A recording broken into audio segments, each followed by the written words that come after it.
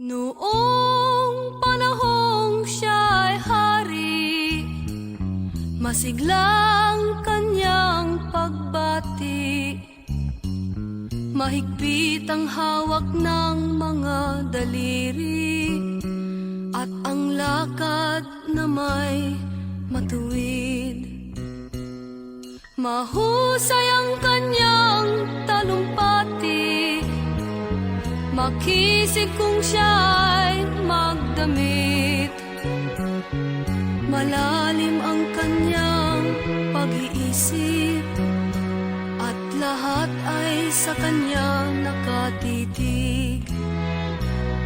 Ngunit ngayong siya'y pagod na, mahina na rin ang katawan.